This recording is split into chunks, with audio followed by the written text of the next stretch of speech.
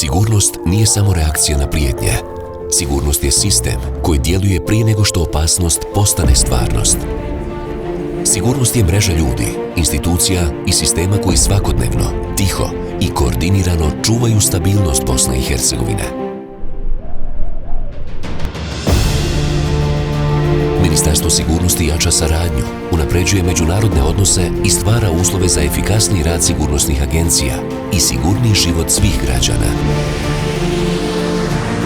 Granična policija Bosne i Hercegovine čuva granice i osigurava sigurno i zakonito kretanje ljudi i roba.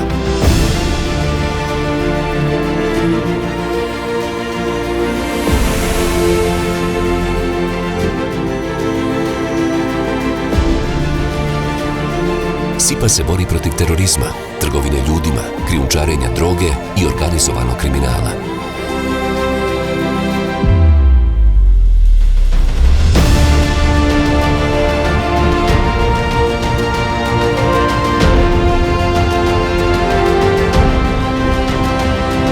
Direkcija za koordinaciju policijskih tijela štiti ljude, institucije i ključne objekte.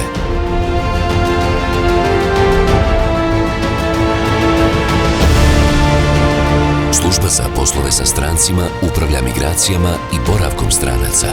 Ministarstvo sigurnosti pruža zaštitu azilantima, štiti sigurnost, ali i ljudska prava. Forenzička ispitivanja pretvaraju tragove u dokaze.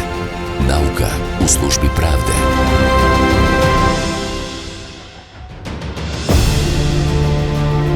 Ulaganje u znanje i stručno usavršavanje. Grade se profesionalni i odgovorni policijski službenici.